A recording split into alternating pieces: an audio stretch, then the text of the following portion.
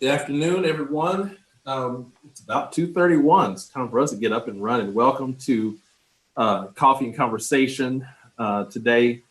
Um, Glad to see some faces on the screen.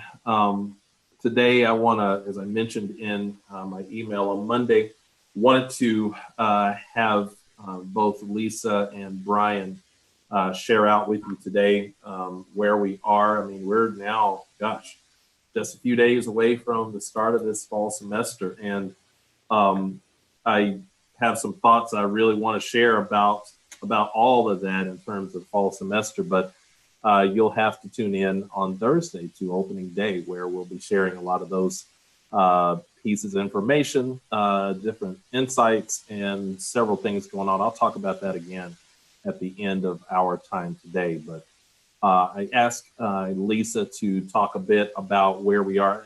This summer, you think about Coffee and Conversation, we've been sharing a lot of information in terms of where we are from a budget perspective. And you'll remember that we had a specific Coffee and Conversation devoted to budget, and we've come back to it on different occasions.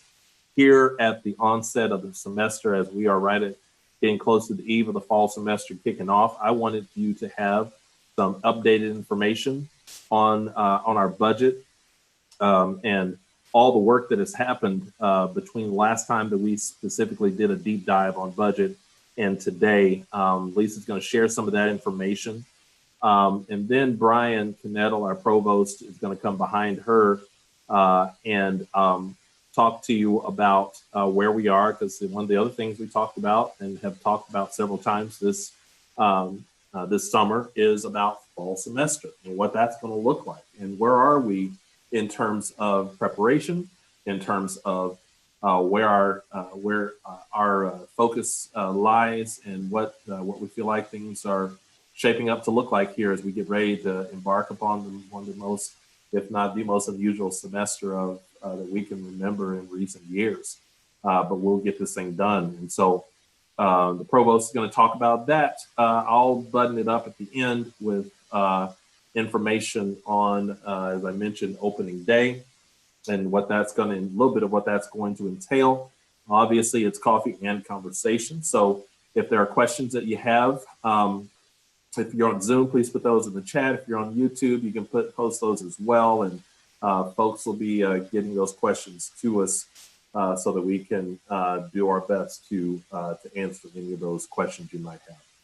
So that's how we're going to roll today, and try to respect your time all in the process. And so that being the case, I'm going to ask Lisa to talk to us a bit and share information in terms of giving us update on where we are from a budget perspective. So Lisa, please. Thank you, and good afternoon. As Dr. Pink mentioned, we have been working diligently on budget and financial reporting throughout the summer.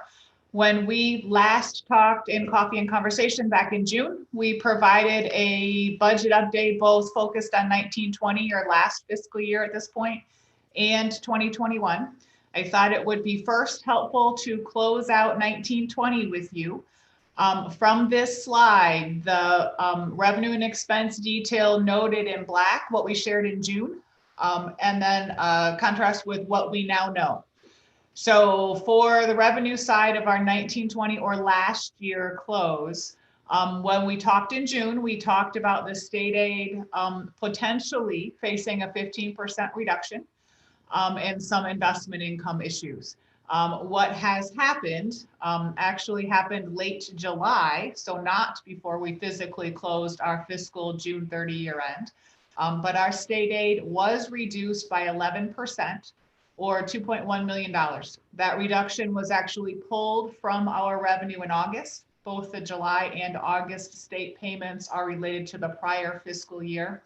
And in actuality, our August state aid payment was not large enough to cover the full 11% or $2.1 million cut.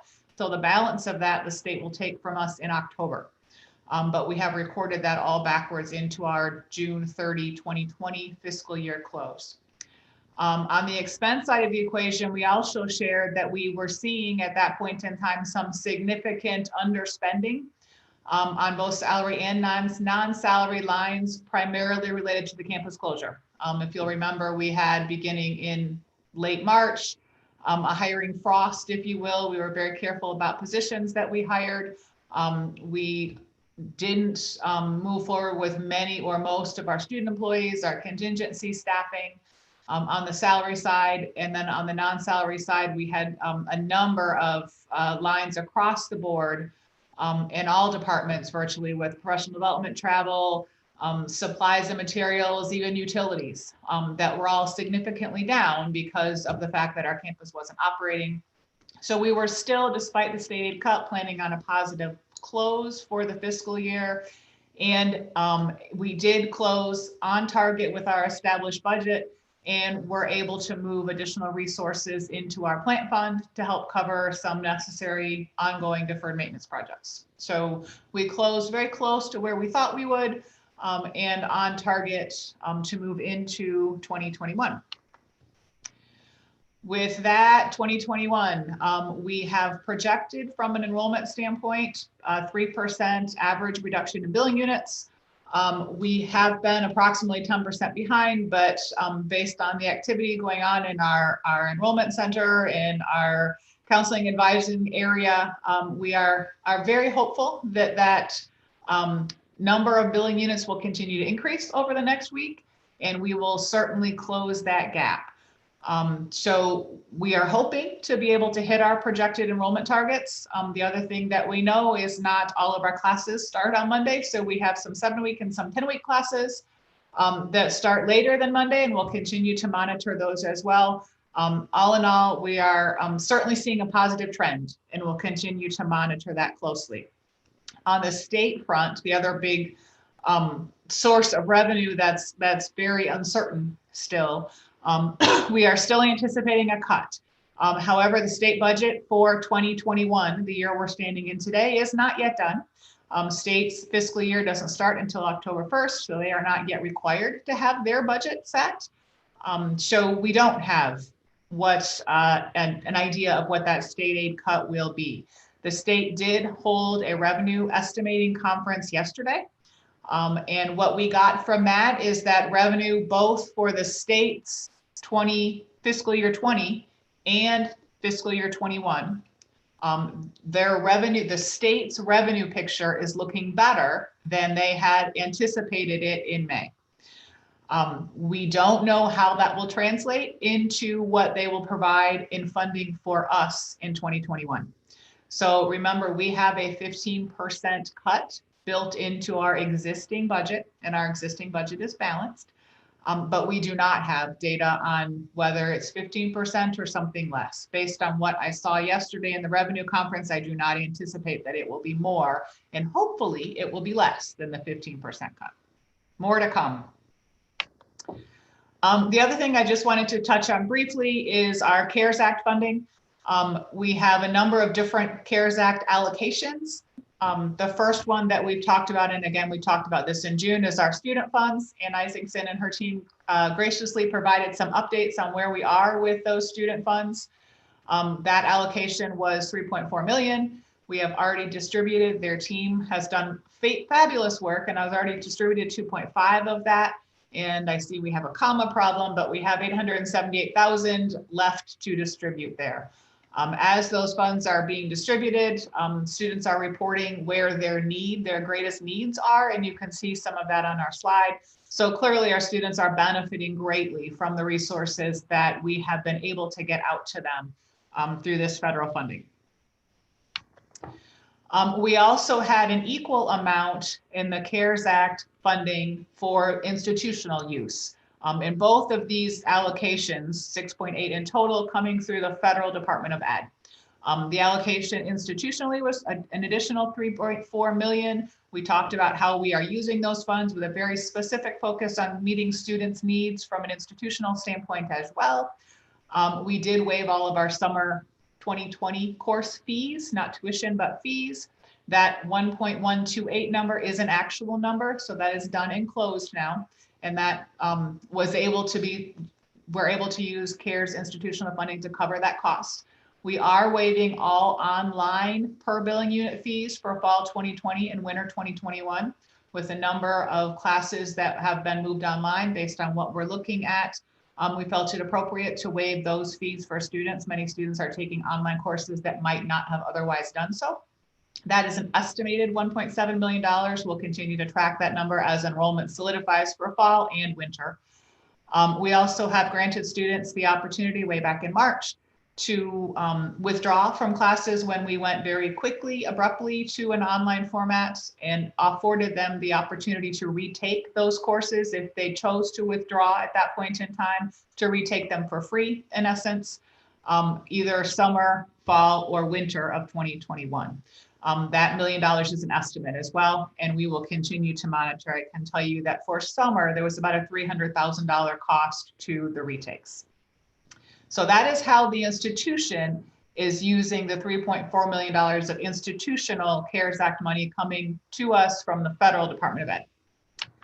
We also have a small allocation, relatively speaking, coming directly to us from the federal Department of Ed related to our Title III grant, additional CARES funding dollars.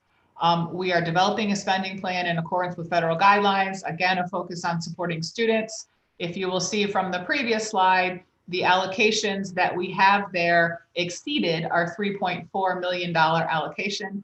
The rules and regulations around this Title III funding are the same as the federal Department of Ed funding, so we could use or push some of those costs to this funding. We are still working on solidifying that final plan. And then finally, we received $2.1 million from the state in coronavirus relief funds, or CRF funding. This funding is federal CARES Act funding, but it's coming through the Department of Treasury, not Department of Ed. So it's got some very different regulations to it, some of which are still being formulated. But $2.1 million, the state allocated that to us in an effort to make up the $2.1 million or 11% unrestricted state aid cut that we received for fiscal year 20. Although this is fiscal year 21 funding, that's why we got $2.1 million. That allocation was made in mid-August based on what we believe we've been told. Again, some of these regulations are still not finalized, but we believe this funds have to be used before December 31st of 2020. They will be, based on what we have now, the funding is restricted to expenses, not revenue replacement, but expenses directly related to the pandemic. And we are certainly emphasizing a focus on technology and all of the increase in technology, the increased technology infrastructure, and supports that we need to make sure that we're supporting students and faculty as we move through this fall and into the winter as well. Focus on laptops and hotspots for students, and making sure that we have those available for students to check out that need them. Our IT team is working diligently on that and does have laptops on hand to be able to get out to students. Again, technology infrastructure. We are looking at some community partnerships to enhance student access to the internet, perhaps with the library system. And also looking at some classroom technology to support virtual instruction. So are there classrooms, and there is a team looking at that led by IT. Are there classroom technology supports that we can utilize this funding for to help with virtual instruction, both this fall and potentially into the future? So we are working on that allocation as well. Again, that is fairly new, just in August, must be spent on expenses directly related to the pandemic and must be done by December 31st. So there is a very quick budget update. That is all that I have. Would be happy to answer any questions now or at any point. Lisa, thank you for that. And we'll monitor our chat, monitor YouTube as far as any questions are concerned. Before you're done, Lisa, one quick question. Could you, because part of that presentation talked a lot about federal funding and trying to navigate those different buckets of federal funding from the CARES Act. Can you explain just a brief summary about how do we navigate the federal piece, given the fact that federal dollars, it would appear when you see it here, 3.4 and 300,000, 2.1, it would feel like those are just dollars coming in and would be a balancing or a budget stabilization issue, but it really isn't. Can you explain a bit of why that isn't more of a stabilization piece to us, more than we would like it to be? Absolutely. So if you remember back from our June conversation, our revenue for the general fund really comes to us in three buckets: tuition, enrollment, and property taxes. And those are all virtually unrestricted dollars. So those come into us from the three primary sources, and we use those to operate. So those dollars are unrestricted. They can be used to pay salaries and benefits. They can be used to pay the utility bills. They can be used to buy classroom supplies, pay for professional development. Those are unrestricted dollars. Contrast to federal funding, CARES Act, and you'll see three different buckets, as Dr. Pink mentioned, of CARES Act funding. Those are all federal. They're coming to us from different sources, Department of Ed and the federal treasury through the state, but they are federal dollars. They're like grants. So those are very specifically restricted with some different requirements and regulations tied to them. So in both cases, federal CARES Act money, whether higher ed or treasury, must be used specifically for items related to the COVID-19 pandemic.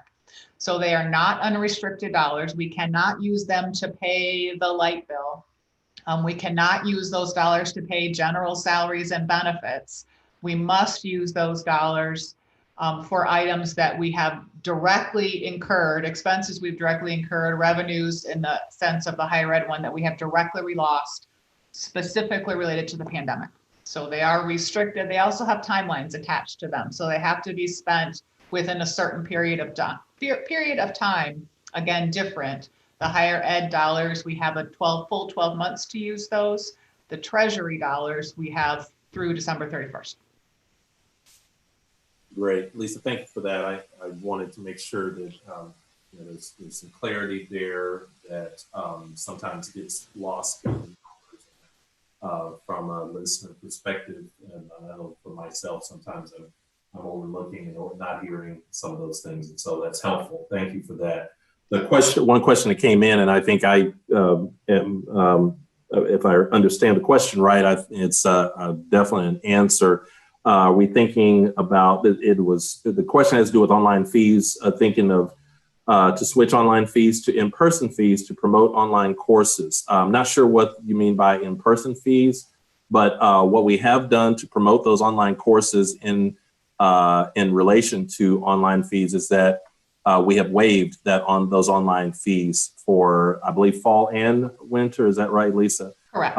We've waived that fee to do just that. Whoever asked the question, to do just that, to try to help not only promote those online classes, but also to give some relief to those students when those students who are in online classes, when we're at a place where somewhere around 80% of our offerings for the fall are online. We wanted to make sure that we were helping our students out in that regard. And so, yes, the online fees actually have been waived.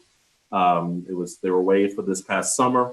The summer we're ending right now, they were waived for this summer, they were waived for the fall, and they're waived for the winter. So that's important to us to make sure we can help them out. So good question. Thank you for that question. Thank you, Lisa. Appreciate that. I want to move now to our provost, to Dr. Knettel, to give us a quick overview about where we are in relation to getting things up and running for fall and from academic and student affairs perspective. So Dr. K, it's yours. Great, thank you very much. It's great to be here this afternoon. We're getting ready to start classes on Monday, and we're in a pretty good spot. I want to give you an update on classes, enrollment update, and then talk to you about some student supports and some things that we're doing with our fall 2020 schedule. Last time when I was here and updated you, we were in about the middle of summer, and we had just resumed a very few limited classes back on campus, mostly job training and workforce development courses to finish out their winter 2020 semester. But as you may have seen in the coronavirus, the Corona response team updates on Wednesday, tomorrow, we're planning to be able to move to phase 4 of our plan, which will allow for expanded on-campus instruction and will allow our fall schedule to carry on as planned. Phase 4 will also allow for some expanded student services on campus, both by appointment and walk-in, and we'll be phasing in our walk-in appointments as we can across campus. Give you just a quick snapshot of where we are with our fall enrollment. These were the numbers as of yesterday, thanks to my friends in IRP. Confirmed these for me. We have you can see the head count, the billing units, and the credit hours. You can still see we're a little below our fall target. However, we've been seeing a surge lately. We usually see some last minute enrollments at the college, but we are certainly seeing more than usual with some of the 4-year universities making some last minute changes to their plans. It's been good for us, and thanks to all the deans and academic and student affairs staff and faculty for trying to keep up with this last minute surge. So these numbers are still a little bit down, but as Lisa mentioned, we're looking at the year, and we're gonna keep a watch on these numbers. When I updated you in June, these numbers were all over 20% down. So we've made some significant headway over the last few years, last few months, and we do think that in the coming weeks we will see increased student interest, especially in some of our late start classes. This enrollment is spread out over our 4 course delivery modes for the fall. You've seen this before. I just wanted to show it to you again. We are offering courses in these 4 modes: online, hybrid, in-person, and virtual. Students have been registering for these courses in these modes since midsummer, when the fall schedule was finalized. And the breakdown of this, if you are curious, and again, thanks to my friends in IRP, this is as of yesterday, about 75% of the enrollments are in the online or virtual mode, and 25% is in the on-campus mode, which would include that hybrid. So this essentially means that 75% of our courses and our students will be online or virtual this semester. And so what I want to do is kind of walk you through just a little bit of what we're doing for students, what we're doing for the classrooms in these online and on-campus modes. And I do want to send a shout out here to the CTE and DLIT for their continued work over the winter, into and through the summer and fall planning to help our faculty with all of the amazing adjustments that they've made with our schedule and these delivery modes. So as I mentioned, 75% of our enrollment, 75% of our students' classes are online or virtual. And we are continuing, as you heard Lisa say, we are continuing to provide laptops and hotspots for students who have challenges with accessing that technology. We've had hundreds of students benefit from the program since winter 2020. IT has been a tremendous partner in this, really driving a lot of it. Student success and retention, Eric Mullen has really been involved, and our library is also now starting to get involved in the distribution of this. So it really is a campus-wide effort to provide students with the technology support that they need. And it's really important for us to continue to do that. And we are continuing to get laptops coming in and ordering them for our students so that we can meet the need. In addition to needing laptops and hotspots, literal hotspots that you kind of click into your computer to use, we also have a need for hotspots across campus. We have heard from students that they need quiet student study spaces, that they need places to go if they're at home or if they need to access the internet. And so we are gradually providing more and more access to our library and other areas on campus where students will be able to access Wi-Fi and go into quiet areas to complete their work if they need to. We're really encouraging students to come to campus only if they need to. If they have a need for technology access, that would certainly be one of the reasons they would want to come to campus.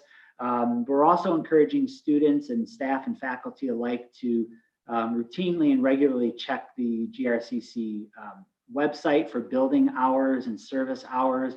We're gradually opening and reopening the services as we can, and so those will be set up for Monday, but may also expand as we get into the semester a little bit more. So in addition to our students who are taking classes online and virtually, we are bringing students back on to campus starting Monday, and in a much more expanded way than we had for the summer. And we've been preparing extensively. The COVID response team has been doing a tremendous amount of work to help us understand how to best do that. One of the things I don't have a specific slide for, but just like employees, all of our students are going to be required to fill out a health screening before they come onto campus. A student communication went out yesterday with details on how to do that. And so all of our students will be are being aware that they have to complete that health screening. And I've always said GRCC is a close community. I discovered early on that we're huggers and handshakers, but this semester we want you to keep your distance. You know, they're looking at each other across campus, but you will start seeing signs and stickers up across campus encouraging, promoting our social distance practices. These are a couple of photos from around campus. They will be and continue to be strategically placed around campus so that everyone understands and is reminded of places where they need to keep socially distanced from each other and where one-way traffic is absolutely needed. So you will start seeing, you will see these stickers spread out across campus. Additionally, we are setting up our classrooms to enhance social distancing. I know many of you have not been on campus in quite some time, maybe some of you since March, and if you have been on campus, you may not have been in the classrooms and seeing everything that is happening. I wanted to provide you with a couple of photos of some classrooms that have been set up across campus. One of these is at the DeVos campus in Sneeden, and one of these is on the main campus. And so when you walk into a classroom, this is set up so the students have, they know where to go. We've removed furniture. They've been set up as socially distanced classrooms. The classroom capacities of every room have been adjusted to comply with 6-foot distance between workstations. You know, the key to all of this is going to be making sure that we don't move furniture throughout the semester. As much as we would like you to always encourage you to move furniture and get small groups together, you know, we want you to stay socially distanced. Don't move the furniture. It's been set up very, very intentionally to optimize social distancing. But these classrooms look very different than what we are used to seeing in our buildings. And if you walk through and you see these classrooms set up, they're set up to be safe. And you might see a classroom next to it that's filled with chairs and desks, because again, if we haven't needed them, we've taken them out of there.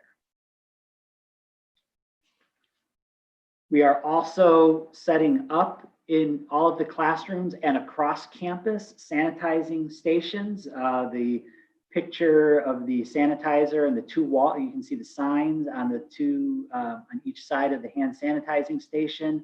Whenever you see one, absolutely feel free to use it. Encourage students to use it to keep hands clean. You will also see that we have sanitizing stations set up in all the classrooms. We are asking that in the classroom, students sanitize their personal spaces with the paper towel and cleaner or wipes or whatever is available in the classrooms to keep the areas clean. And in addition, you've probably seen, if you haven't yet, please check it out on the COVID response team website. We have a face covering policy. You've got two, well, at least one good-looking gentleman there, but you got two gentlemen modeling. I didn't say who was the good-looking gentleman.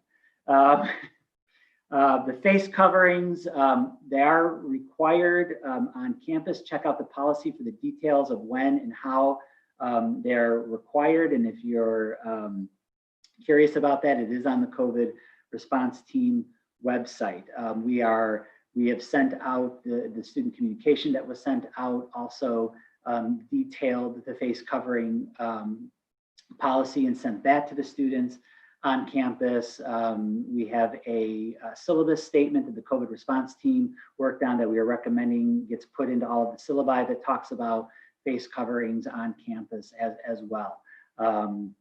So between the face covering, the sanitizing, the social distance, campus, the health screening, we are putting everything possible in place for those on-campus classes, those hybrid classes to return in a safe manner. And it's our responsibility, it's the students' responsibility, it is a campus-wide GRCC community responsibility to make sure that we follow all of these protocols and continue to allow our on-campus instruction to run throughout the semester.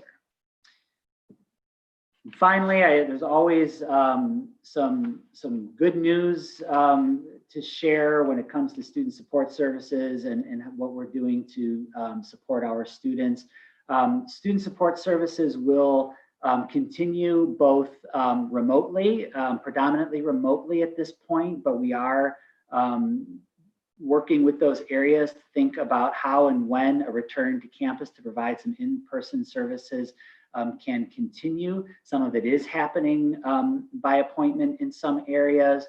So again, I encourage you to encourage students to look at the website for the most up-to-date information on what's available by appointment, what's available walk-in, and what is available and will continue to be available remotely or virtually. You've probably seen, if you are a faculty member, emails from Renard Ross about the new testing proctoring solution that we have in place that we are trialing with a local company, Smarter Proctor. It'll provide a great solution. I know that's been an area of interest for a lot of our faculty and for a lot of our classes. So we communicate to the campus and to the students consistently that GRCC continues to support students, and we are now able to do it in all types of formats.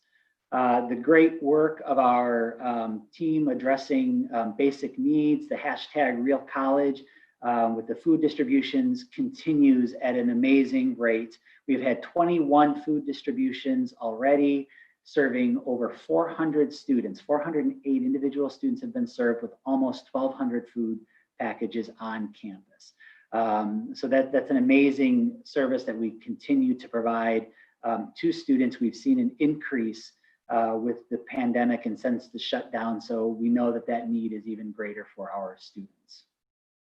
And on top of everything else, we're getting the Promise Zone up and running for the first year. Thanks to Evan Macklin for the great work that he is doing, and for everybody that's chipping in registration, enrollment, and advising. And our faculty and staff and deans. As of last night, we had 255 Promise Zone students enrolled, which is very close to what our projection was. And we do think by the time the semester is over, we will hit that projection. What's even more exciting is of those 255 students, 177 are enrolled in 12 credits or more. So that is some excellent news, and we will continue to support those students as we do all of our students. And finally, Winter 21, it'll be here before we know it. I know the last thing you want to talk about on a partly sunny, warm day in September, or in August, as we get started for our fall semester, is winter. But that planning is starting. It's actually restarting, I guess. We are looking at that winter schedule and using those 4 modes of instruction, and our winter schedule is going to look very, very similar to what we planned for fall. We'll certainly use everything we learned in our fall planning to plan even better and more intentionally for winter. But that winter schedule is going to be modified, and we'll make sure we let everybody know when that modifications are done so we can continue to enroll students for winter so they can begin or continue their enrollment at GRCC. So that's just a snapshot of where we are for our fall planning and some other updates for you. Dr. Knettel, thank you for that. And thank you for the information that's there and all the thank yous that you gave out to many people who have been digging at this. I echo those. One question that came through the chat, you mentioned the statements that would included in the syllabus. The question was where can we get those, or how can those be accessed? So I will answer, and I will be looking out of the corner of my eye to look to Amy Mansfield to nod. That is available on the COVID response team website. It's not. I know it has been sent to. I know it has been sent by the deans to the faculty in some email. I believe I may have included it in one of my emails, but I'm going to ask Amy to unmute and tell us exactly where we could find it. Sure, we have sent that out, and it went out to adjuncts and full-timers. Mike and I can send that out again to our respective, and Eric to our respective faculty. We didn't purposely put it out on the website because it was a suggestion for the syllabi. It was not a requirement. As you all know, a requirement is needed for a vote at AGC.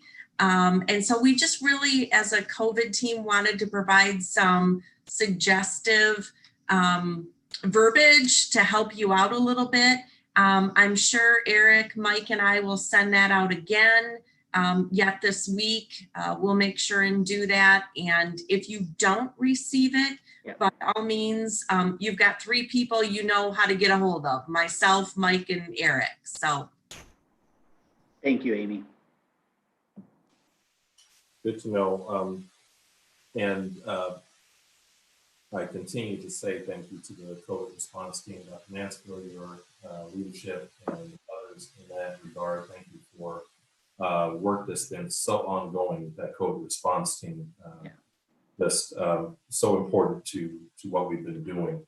And one thing I'll tell you, friends, is that as we've been digging through a lot of this stuff over this summer, it's been interesting when I look at what Lisa talked about with budgets. When I think about what Brian was talking about, enrollments and all these things, what we are finding out is we are one of many, many, many institutions across the country that are digging at this and trying to figure out all these things. Institutions that are, I can't tell you, but of any school that I know of, community college in the country that I've been engaging with these last several months, I think I can think of one, I think possibly 2, who are actually saying, you know what, right now our projected enrollment where they were sitting at for the fall was actually positive. Only 1 or 2. And these were very, very small institutions where the difference in 1 student really, 5 students really has some good indication as far as numbers are concerned and percentages. And so our issue that we have, that we're fighting in terms of what the fall will look like, number-wise, budgetary, all those things. We are one of many institutions fighting. What's been pretty cool, though, is that in many cases, what we're hearing is that we're actually leading in that fight in terms of what institutions are looking and sounding like. And so while it may not feel always like it's a perfect process and that it's all just working so smoothly, friends, it's the way that our folks have dug at this. When I think about facilities, and when you look at what Brian shared a while ago with those classrooms being refashioned, I mean, that was done after deep examination, deep conversations, and then our facilities team, Vicki Denoyak, leading out folks who just reconfigured a lot of classrooms around here. some of those small classrooms, a lot of our small classrooms, guys, are not going to be used this fall. They're not going to be used for classes. We may use them in other ways that are much reduced in terms of people in those spaces, possibly. But those smaller classrooms won't be classrooms. We're taking the largest spaces on this campus and utilizing them for classroom space. Facilities had a lot to do with that. Our IT folks and what they are continuing to do with securing hardware and software, securing hotspots, securing laptops for students who are raising their hands saying, I'm online and I'm going to need something. Supplying those things. I mean, that's Dave Anderson and his crew. Our media services, with Class, Noah, and those guys that are making video after video. I'm not sure if I can open up social media and not see a cool picture of one of our faculty members doing a video of instruction. I mean, and that's letting our community know that this college is continuing to get at the education of its students. And media services doing a phenomenal job with that. And I can't say all these things without, you start taking a chance of mentioning people and you leave people out. Our academic and student affairs folks, my goodness, with the leadership that is going on in terms of trying to do our best to get at both those on ground and online classes.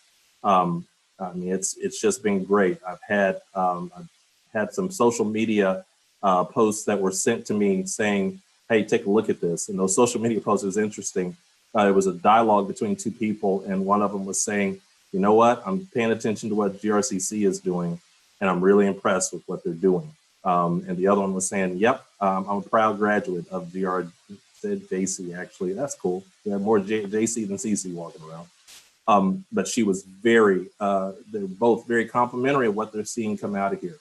And so, we continue to dig at this as best we can. And I'll talk more about that on Thursday at opening day, but understand all the things that you're hearing is a result of a lot of people trying to get at this in the best way possible. And as I'll say Thursday, will we get it all right come Monday throughout this whole semester? No, we won't get it all right. There are always going to be gaps. There are always going to be things we have to correct, fill in, of course. But the key is that we will correct them and we will fill them in and we will do all we can to move this college in a positive way. Those are the numbers that we're seeing now that are helping us understand what our picture will look like. And gosh, just last time I spoke with you at Coffee and Conversation, the further back we were, the more unclear a lot of those things look. Now that we're drawing closer to fall semester, they start looking a bit clearer. And so by the time we hit Thursday, we'll hopefully be able to give you even more information in terms of what we see and what we think we see. Speaking of Thursday, as I mentioned, opening day, virtual opening day, don't show up at Fieldhouse. I will not have any breakfast for any of you. What I might do, you'll see me because I'm actually going to be at the Fieldhouse doing it, which will be fun. And I do plan to have bacon that morning. I'm just telling you right now. And I may even eat it on camera. I'm sorry, Dr. Mansfield, I see that face. Oh, God. So don't show up at the Fieldhouse. There'll only be a couple of us there, but we will do it from the Fieldhouse as if all of you are sitting there in front of me, just like we did with our virtual commencement, although we won't have all these tables and chairs set up. Don't worry about it. But we'll pull that off on Thursday, that virtual opening day. As I said in my email yesterday, we will have several things going on. I'll give a little bit of a state of the college. We've been doing so much around Coffee and Conversation and giving a state of the college that there won't be a whole lot that we share that's different from what you hear today. A good friend of mine, Dr. William Serrata, who's president at El Paso Community College in Texas, who is also the chair of the board of American Association of Community Colleges, will share some words with us. I asked him to do that, number one, as board chair of AACC, but also as a friend and one who, as a college president of a community college, is digging at this just as the rest of us are. He'll share a few minutes with us and share some words with us from El Paso, 9 a.m. So it'll be a little bit earlier for him. It's okay, he can get over it. But we'll have him share some time with us, give a bit of a update on the college.